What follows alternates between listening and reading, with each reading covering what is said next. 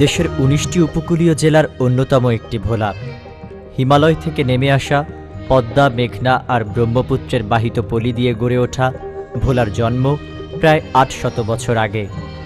২০ লাখেরও বেশি মানুষের বাস এই দ্বীপ জেলায়।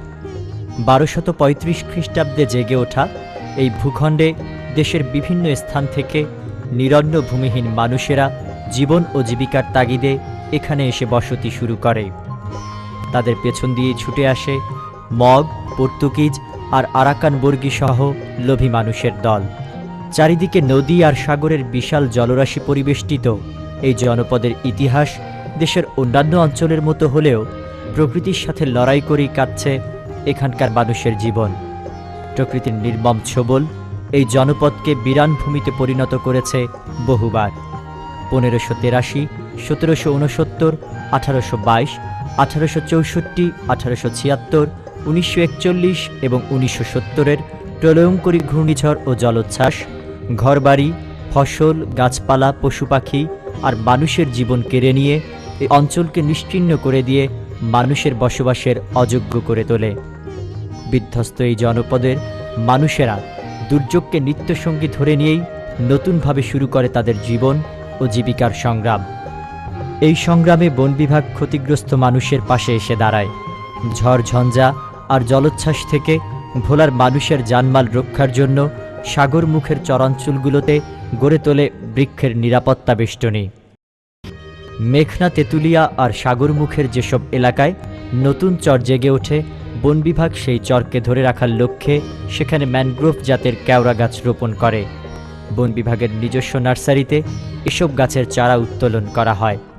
বনকর্মীরা অক্লান্ত পরিশ্রম করে ডুবোচরের লোনা পানিতে কেওড়া বাগানের সমারোহ গড়ে তোলে। ভোলা জেলার কুকরিমুকরি, চরমানিকা, চর ইসলাম, চর পাতিলা, ঢালচর, মনপুরা, পঁচাকোরালিয়া, চর পিয়াল, চর নিজাম, চর তাজাম্মুল, চর আলম, চর নাসরিন, চর আশরাফ এবং চর জহিরুদ্দিন সহ বিভিন্ন চরাঞ্চলে ৫০ কোটি কেওড়া গাছ মাথা উঁচু করে দাঁড়িয়ে আছে। সাগর থেকে উঠে আসা ঝোড়ো হাওয়া ভোলা শহরের দিকে আসা শুরু করলে প্রথমেই বৃক্ষরাজির নিরাপত্তা বেষ্টনীর কাছে বাধাগ্রস্ত হয়ে পড়ে। ভোলার দক্ষিণ প্রান্তে বাতাসের গতিবেগ শুরুতে যদি থাকে ঘন্টায় ২০০ কিলোমিটার, তাহলে বিভিন্ন বাগানের সাথে ধাক্কা খেতে খেতে এই বাতাসের গতি ভোলার উত্তর প্রান্তে এসে দাঁড়ায় ২০ কিলোমিটারে। ফলে ভোলা শহর অনেক সময় নিরাপদ থাকে। দেখা গেছে বিগত দিনের বিভিন্ন সময়ের প্রলয়ঙ্করী ঘূর্ণিঝড় ও জলোচ্ছ্বাসের চেয়ে ৭০ পরবর্তী ১৯৮৫, ১৯৯১ ও ১৯৯৮ এর ঝড় জলোচ্ছ্বাসে এবং সুপার সাইক্লোন সিডোর, নার্গিস, বিজলি ও আইলায় ভোলায় ক্ষয়ক্ষতির পরিমাণ কম হয়েছে। উপকূলীয় বন বিভাগ ভোলার এই নিরাপত্তা বেষ্টনীর কারণে এতদ অঞ্চলের সাধারণ মানুষেরা দুর্যোগ মোকাবেলায় অনেক বেশি সাহসী হয়ে উঠেছে। বন্যা, বৃষ্টি, ঝড় ঝঞ্ঝা যাই হোক না কেন, এখন আর আমরা ভয় করি না। কারণ এই যে বন সৃষ্টি হয়েছে, এই বন ভেদ করিয়া আমাদের এসে আর আঘাত করতে পারবে না। বাগান সৃজন করেই বন বিভাগ ক্ষান্ত হয়নি। বাগানে জীববৈচিত্র্যের জন্য এখানে ছাড়া হয়েছে হরিণ, হনুমান, বনমোরগ সহ নানা জাতের সরীসৃপ ও পাখি। ১৯৭৭ সালে কুকরিমুকরির বনে ছাড়ার জন্য ১০টি হরিণ আনা হয়েছিল। একটি হরিণ মারা গেলে বাকি ৯টি হরিণ বনে অবমুক্ত করা হয়। এই ৯টি হরিণ গত ৩২ বছরে কয়েক হাজার হরিণে পরিণত হয়েছে। হরিণ আর মানুষ একই সাথে মিতালি করে বাস করছে বন বিভাগের বনাঞ্চল ও বনাঞ্চল সংলগ্ন এলাকাগুলোতে। হরিণের খাদ্য সংগ্রহের যাতে কোনো সমস্যা না হয় সেজন্য বানর ও হনুমান ছাড়া হয়েছে বনে। বানর গাছের পাতা ছিঁড়ে বা ডাল ভেঙে হরিণের জন্য নিচে ফেললে হরিণ তা খেয়ে জীবন ধারণ করে। হরিণের যাতে খাদ্য সংকট না হয় সেজন্য বনকর্মীরা নিজেরাও গাছের ডাল কেটে নিচে ফেলে রাখে। মিষ্টি পানির জন্য গভীর বাগানের মাঝে ছোট ছোট গর্ত করে থাকে। বৃষ্টির পানি গর্তে জমা হলে হরিণ তা খেয়ে তৃষ্ণা নিবারণ করে। বনের বিভিন্ন পাখি, বক, উদবিড়াল, বনমোরগ, সাপ, বানর, হনুমান নিরাপদে বনে বাস করে। এই বনে শিকারীদের কোনো হস্তক্ষেপ নেই। সরকার গেজেট নোটিফিকেশনের মাধ্যমে ভোলার দৌলত খান, মনপুরা, চরফেশন ও কুকরিমুকরি রেঞ্জের ৭৪,৩১৩ একর জমির বনাঞ্চলকে সংরক্ষিত বন হিসেবে ঘোষণা করেছে।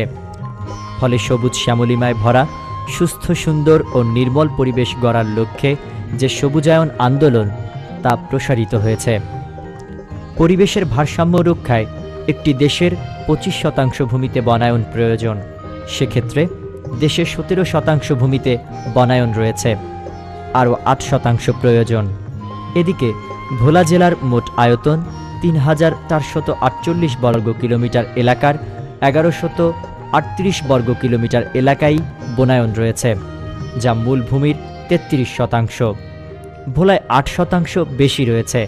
চরাঞ্চল ও অন্যান্য এলাকার এই বাড়তি বনায়ন গোটা দেশের পরিবেশগত ভারসাম্য রক্ষায় অবদান রাখছে।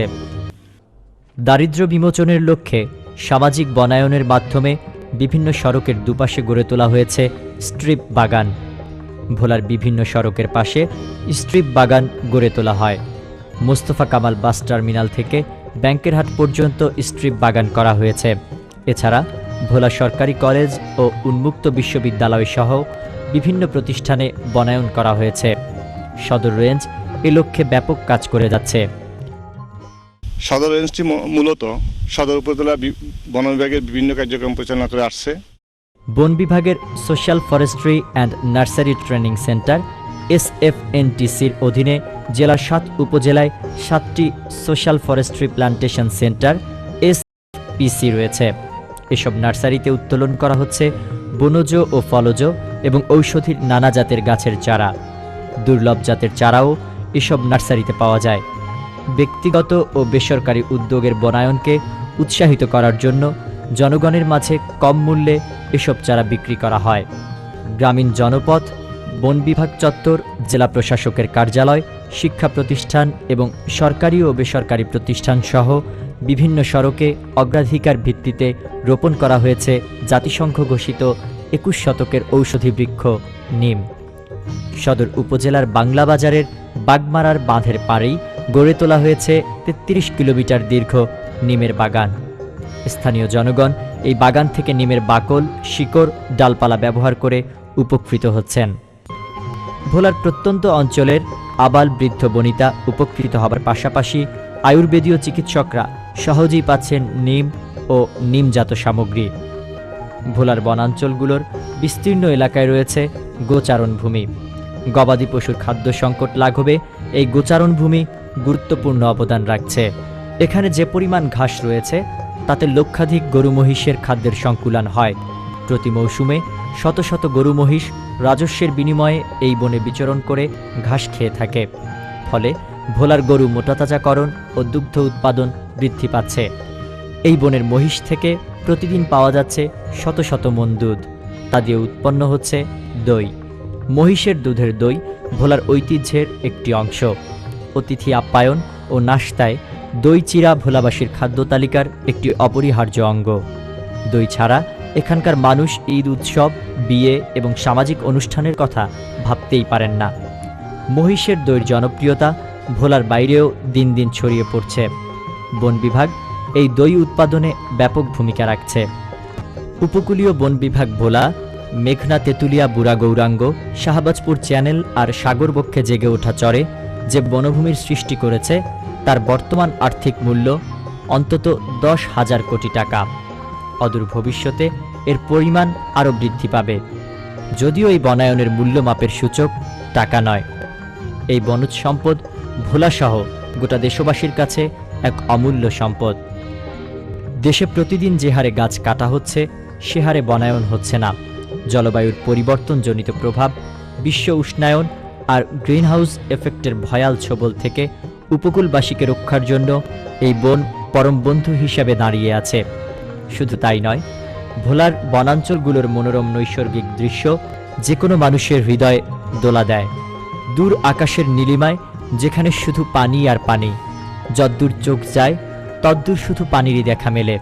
সেই পানি আর দিগন্ত বিস্তৃত আকাশের মাঝে কিছুক্ষণ নৌযানে চলার পরপরই দেখা মেলে বিশাল জলরাশির বুকে চাঁদের টিপের মতো ফুটে থাকা ছোট ছোট দ্বীপগুলো, যেখানে বন, বনানী, প্রকৃতি, মাটি আর মানুষ মিতালি করেছে পরস্পর পরস্পরের সঙ্গে।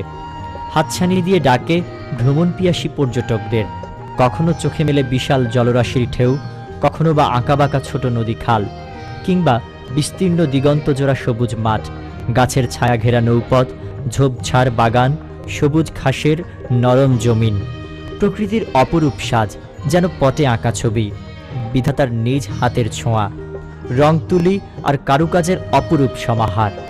তজুমুদ্দিন থেকে পাতার চর, সোনার চর, চর তাজাম্মুল পেরিয়ে মনপুরা, পচা কোরালিয়া, চর পিয়াল হয়ে চর নিজাম থেকে ঢালচর, পাতিলা আর কুকরিমুকরি, কচ্ছপিয়া, কিংবা কচ্ছপিয়া থেকে বিস্তীর্ণ নৌপথ আর বনাঞ্চল অতিক্রম করে তজুমুদ্দিন। যেভাবেই হোক না কেন, ভ্রমণ বিলাসী মানুষ এসব এলাকায় নিজেকে হারিয়ে খুঁজতে পারে প্রকৃতির মাঝে। দ্বীপ থেকে দ্বীপ, বাগান থেকে বাগান, পানি থেকে পানি, সরব লোকালয় থেকে নীরব চরাঞ্চল, সবকিছুই বৈচিত্র্যময়। বনের হরিণ, শীতের অতিথি পাখি, নদীর মাছ, জেলের নৌকা, দূরের আকাশ, বাগানে বিকালের সোনা রোদের ঝিকিমিকি খেলা, সবকিছুই হাতছানি দিয়ে ডাকে পর্যটককে। প্রকৃতির এমন রূপ কবে, কখন, কোথায় দেখেছিল কোন পর্যটক?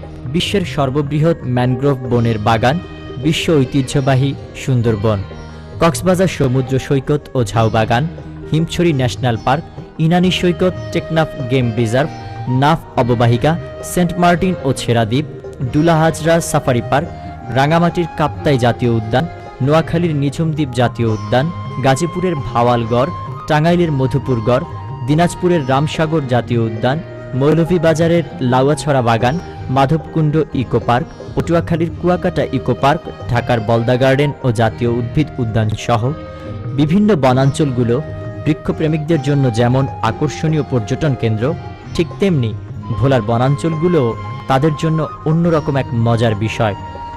ভ্রমণপিয়াসু পর্যটকরা ভোলার বনাঞ্চলগুলোতে জাতীয়ভাবে প্রসিদ্ধ বনাঞ্চলের গাছপালা আর জীববৈচিত্র্যের মতোই স্বাদ পাচ্ছে। রূপবৈচিত্র্যের অনন্য দৃষ্টান্ত বিশ্বনন্দিত সুন্দরবনের চেয়ে কোনোভাবেই অসুন্দর নয় ভোলার ম্যানগ্রোভ বনভূমি। ভোলার বনাঞ্চল সুন্দরবন নাকি ভোলার বন, তারা নির্ধারণ করা আগন্তুক পর্যটকদের পক্ষে খুবই কঠিন একটি কাজ। এখানকার কেওড়া, গোলপাতা, মৌচাক, নিচ্ছিদ্র বনভূমি আর বনভূমির মধ্যকার আঁকাবাঁকা ছোটখাটো খাল নদীর ঝোপঝাড় দিয়ে চলার পথে একে সুন্দরবন থেকে আলাদা ভাবা অতটা সহজ বিষয় নয়। ভোলার সর্বদক্ষিণের বনভূমি, সাগর মুখের ক্ষুদ্র দ্বীপ, চর নিজামের বালুকাময় সৈকতে একই জায়গায় দাঁড়িয়ে উপভোগ করার সুযোগ মেলে দুর্লভ সূর্যোদয় আর সূর্যাস্তের, যা সচরাচর চোখে মেলে না পর্যটকদের।